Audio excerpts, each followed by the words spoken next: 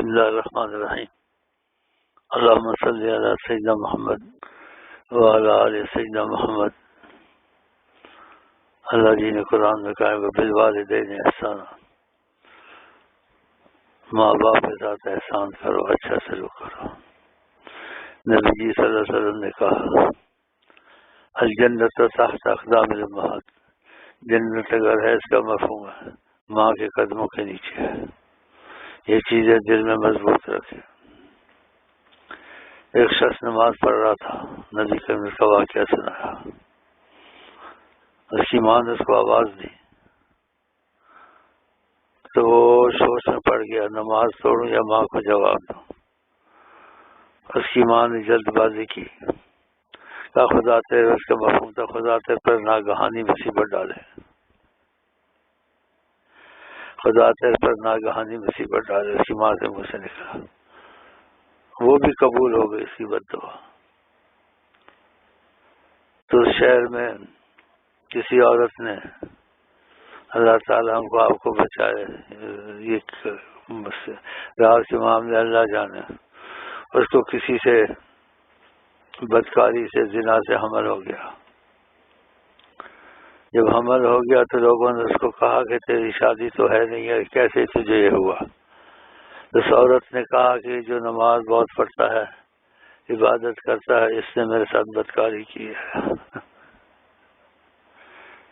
تو بدنام ہونا شروع ہو گیا اور لوگ اس سے نفرت کرنے لگے۔ اس کو بلایا گیا بادشاہ کے یہاں، یا وقت کا حاکم تھا، کہا تم پر الزام ہے، یہ عورت الزام لگاتی تم پر، تم نے ایسا کیا ہے۔ اس نے کہا میں نے ایسا نہیں کیا ہے۔ کہا یہ بچہ جو ہے کہاں سے ہے؟ اس نے کہا بچے کے لاؤ۔ بچے سے بات کی تو بچے نے، اس بچہ بات نہیں کرتا، وہ صالح تھا نا، اس کی کرامت ظاہر ہوئی۔ تو اس نے کہا میرا باپ فلانا ہے، جیسے باپ بتایا فلانا چرواہا ہے، تو بادشاہ حیران ہو گیا، وہ وقت کہا گیا اور اس کو چھوڑ دیا۔ اس نے یہ بتانا ہے کہ ماں کے نفلی عبادت بھی، اور ماں آوازیں توڑ کے ماں کے پاس جائے، تو بتاؤ ماں کا کتنا ہے مسئلہ ہے۔ یہ چیزیں دل میں رکھے۔ ایک شخص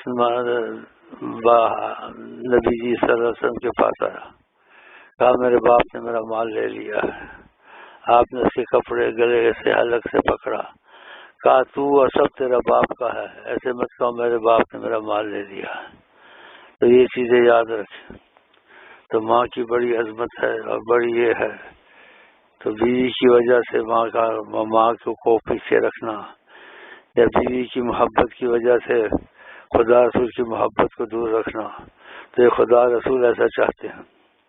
جو بھائی طریقت میں داخل ہیں ان کو چاہے اپنی بیویوں کو ایک کیسٹ سنا دیں اور خود بھی اپنے دل میں اتاریں کہ ہر جگہ ماں باپ ہوں، بیوی ہوں، اللہ کی مرضی اور ان کے بعد کے نبی کی مرضی سب سے آگے ہے، تو اس کو آگے رکھیں۔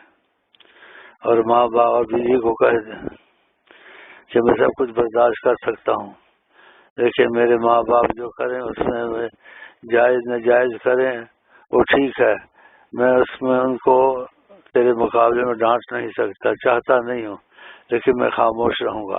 اگر تو یہ برداشت کر جائے تو تیرا مجھ پر احسان ہے، میں تیرا احسان ادا کر دوں گا کسی رنگ میں بھی، لیکن ماں باپ کے معاملے میں مجھے مجبور یا یہ نہ کرنا کہ میں ان کو جواب دوں جائز ہے ناجائز ہے۔ تو اپنی بیویوں کو بھی سنا دیں، اور اس بیوی میں خیر نہیں جو خدا اور رسول کی مرضی کو آگے رکھے، کہ یہ باتیں ہماری تمہاری نہیں ہیں، خدا رسول کی ہیں۔ اور قرآن شریف میں یہ بھی ہے کہ آپ جو فیصلہ کریں، یعنی جو حکم کریں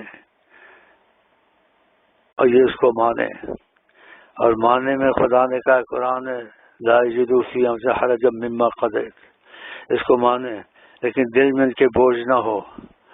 اگر بوجھ ہے تو انہوں نے نہیں مانا، اس سے جو میری کیسٹ سنیں اور نبی صلی اللہ علیہ وسلم کی باتیں سنیں، میں ان کی طرف سے کر رہا ہوں، اور اس بات کو کرنے لگ جائیں، لیکن دل میں بوجھ ہو، کرنے کا کوئی فائدہ نہیں، کیا نہ کیا سب ضائع گیا۔ اگر دل میں خوشی ہے، خدا کی مرضی ہے اور نبی اعظم صلی اللہ علیہ وسلم یہ مرضی ہے کہ اس کو خوشی سے قبول کرے اور ماں باپ کو فضیلت دے ہر چیز پر، نبی کے سوا نبی پر فضیلت نہ دے، ہر چیز میں ماں باپ کو فضیلت دے، ان کے تابع ہو کے رہے، اور ایک اعلیٰ اولاد سے نکل جائے تو وہ نکل جائے، جیسے کہیں وہ کرے۔ سنتے نہیں، یہ خدا کا حکم تم کو سنا دیا، نبی کا حکم سنا دیا، اور جو خدا کا حکم ہو خوشی سے قبول کر، دل میں بوجھ نہ ہو، تو اپنے ماں باپ کا بہت خیال کریں اور بیوی کو سمجھائیں یہ بات ایسی ہے، میری کیسٹ بھی سنا دیں، خدا رسول کی مرضی تم نے آگے رکھنی ہے، اپنا نہیں سوچنا ہے، اور تم نے مجھ کو ماں باپ کا نافرمان یا ماں باپ کے حق میں بولنے والا بے ادب نہیں بنانا ہے۔ تو جو میرے ماں باپ ناجائز کریں گے، جو مجھے قبول تو نہیں ہے لیکن ان کی ادب کی وجہ سے، تمہاری وجہ سے ڈانٹوں، یہ میرے سے بہت مشکل، یہ نہیں ہوگا، اس لیے خدا رسول کی مرضی ایسی ہے۔ باقی اگر تو رہنا چاہتی ہے اس طرح سے تو میرے ماں باپ آگے رہیں گے ہر چیز میں، کہ نبی کریم ایسا چاہتے ہیں اور تو بھی ایسا چاہتے، خوش نصیب ہے۔ اگر تو کہ بھائی تیرے ماں باپ ایسا چاہتے ہیں، جائز ناجائز، اور نبی کریم بھی چاہتے ہیں کہ ماں باپ کے ساتھ اس چیز میں بحث نہ کی جائے، اور تجھے قبول نہیں ہے تو تیری مرضی پر ہے، میرا جبر نہیں ہے، تو تو ابھی گھر جا سکتی ہے اور میں تجھے چھوڑ سکتا ہوں، لیکن ماں باپ کو نہیں چھوڑ سکتا ہوں کسی حال میں۔ تو یہ باتیں میں نے خدا رسول کے معاملے سے کہی ہے، خدا رسول ایسا چاہتے ہیں، تو اس میں احتیاط کریں، اس لیے بہت احتیاط کی ضرورت ہے۔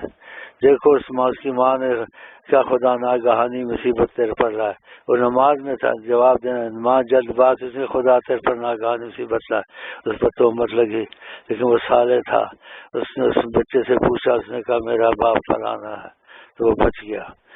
تو اس لیے یہ باتیں میری امانت ہیں، خدا رسول کی، خدا کا حکم پہنچا دیا ہے، اپنی بیویوں کو سنائے، خود بھی ہے تو بھی ماں باپ کی اجازت کے بغیر کہیں نہ جائے، نہ کہیں آئے، نہ بوجھ سمجھے، اور بیویوں کو بتا دیں اگر وہ ایسا کرتے ہیں میں تمہارا احسان ادا کر دوں گا، لیکن مجھے مجبور اس چیز پہ نہ کرے میں ماں باپ کو تمہاری وجہ سے ڈانٹوں اور یا ان کو کچھ کہوں، جائز کرے ناجائز کریں، جو بھی کریں مجھے ان کا قبول ہے، لیکن ناجائز میں قبول نہیں کرتا، لیکن ان کا مرتبہ اتنا میں بول نہیں سکتا۔ اگر تم نے یہ برداشت کیا تو تو نے میری مدد کی، بیوی کو بولے کہ تو نے خدا رسول کے حکم کو آگے رکھا جیسے میں نے آگے رکھا، تو انشاءاللہ تیرا یہ احسان میرے پر ہے، میرے ماں باپ پر نہیں ہے، اور میں زندگی میں تیرا یہ احسان ادا کر دوں گا، اور خدا رسول کیسے بہت خوش ہوں گے کہ تو نے خدا رسول کی بات کو قبول کیا۔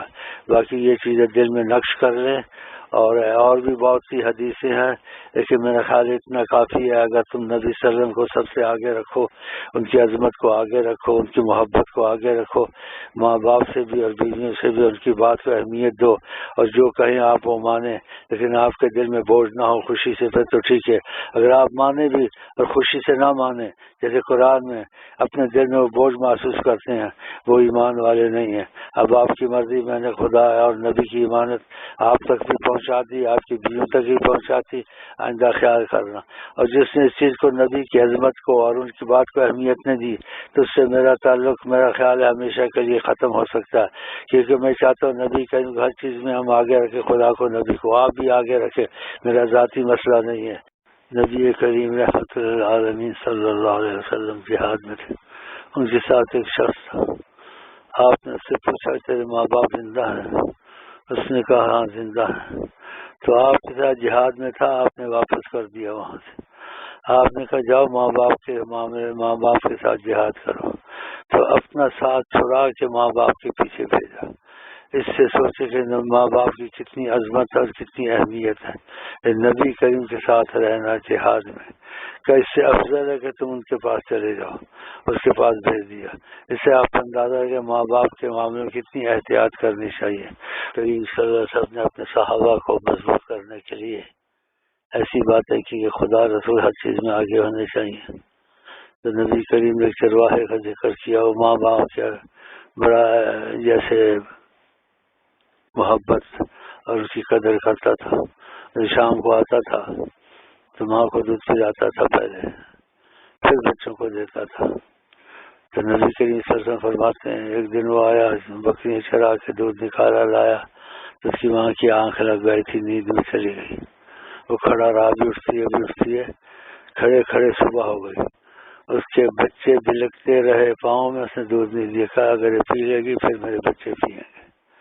صبح کو اس کی ماں کی آنکھ کھلی، ماں کو دودھ دیا، ماں نے پیا، پھر اس نے بچوں کو دیا۔ پھر کہیں وہ مصیبت میں تھا، تو لمبا قصہ بیچ میں سے سناتا ہوں، کہیں غار میں 3 پھنس گئے تھے، تو اس نے اللہ سے وسیلہ میں کیا ماں کہ اللہ کہ میں بہت فرما بردار تھا، دودھ لے کے آیا، وہ اس کی آنکھ لگ گئی، میں کیا پیتے، کیونکہ میں اس کو پہلے پلاتا تھا، پیچھے بچوں کو دیتا تھا۔